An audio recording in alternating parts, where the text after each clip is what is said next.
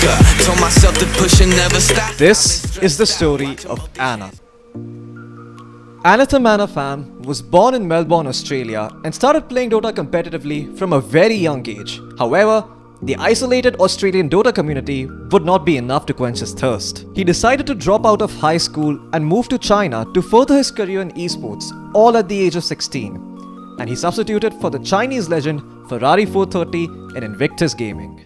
So when I first joined IG, I was like super happy and like it was the best day of my life. It was like one in a lifetime opportunity. His opportunities were few and limited as he did not get to play on the main IG squad at most LAN events. However, he did gain 8,000 matchmaking points on the Chinese servers and topped the leaderboards there. This enabled him to play in the Chinese in-house leagues like CDEC and further his career. It was the NEA tournament where Anna kind of reached the spotlight with IG, and that's where the interest and the action kind of picked up. His big break came when he joined the newly rebuilt OG after TI6. There was massive amounts of pressure on him, as he, a relatively unknown player, had to step into the shoes of one of the best players at the time, Miracle, who had just left OG to join Team Liquid. OG was like one of the best in the world.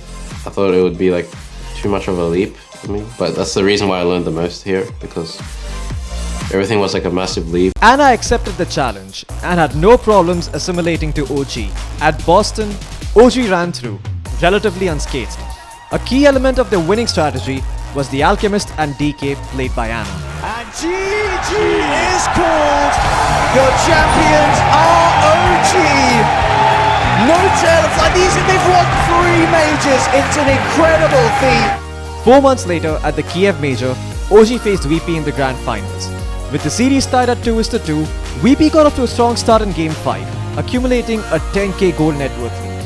However, with Anna on the Troll Warlord and a little help from RNGesus, he bashed away at VP and they didn't even know what hit them until it was too late.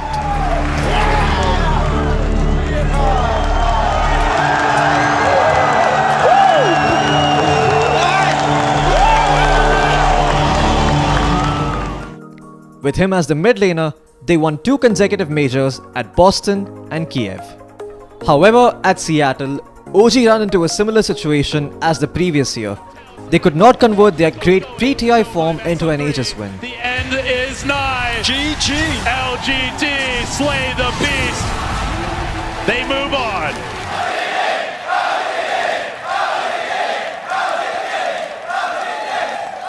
Consequently, Anna left the team and after a 4-month hiatus, tried his luck with a few SEA teams. In the run-up to TI8, neither Anna nor OG looked like they would be competing for the Aegis.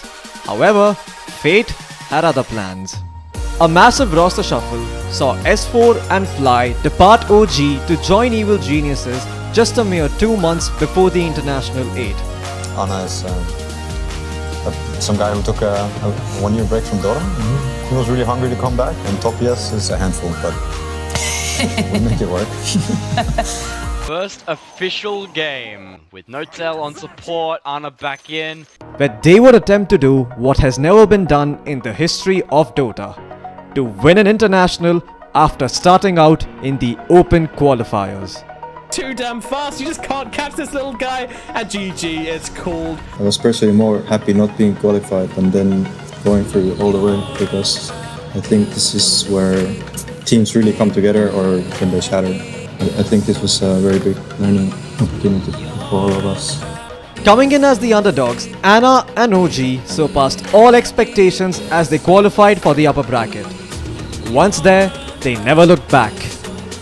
They beat Optic Gaming to set up a grudge match against Evil Geniuses. Notail and OG had their revenge as EG was sent packing to the lower brackets while OG went to the upper bracket finals to face the Chinese powerhouse PSG LGD.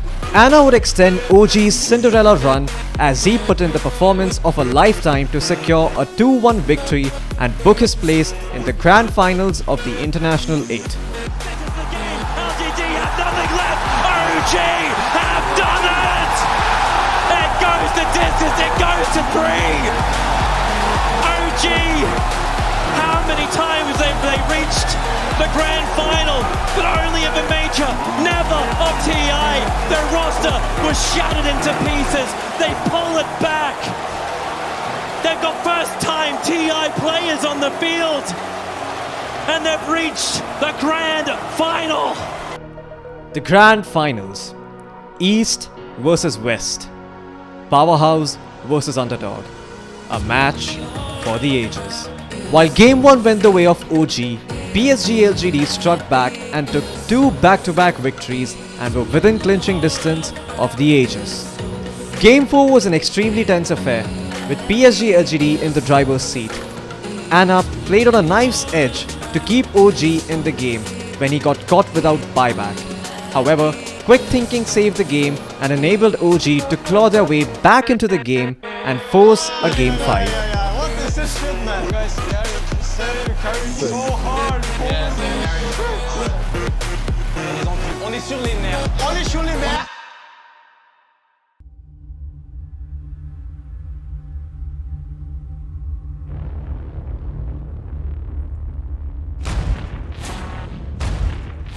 Anna starting to be forced back. They have got X-Nova and FY back in the game now.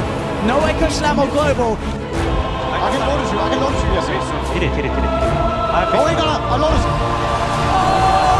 OG, your grand champions of TIA.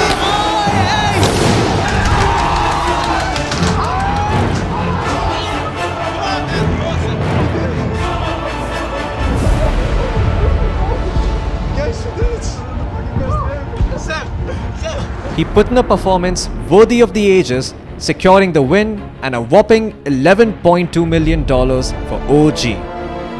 After scripting the unlikeliest of underdog stories, Anna shocked the world once again, as he announced that he would be taking an extended break from Dota and will not be competing with OG for the foreseeable future. Until then, the Dota 2 world eagerly awaits the return of Anna.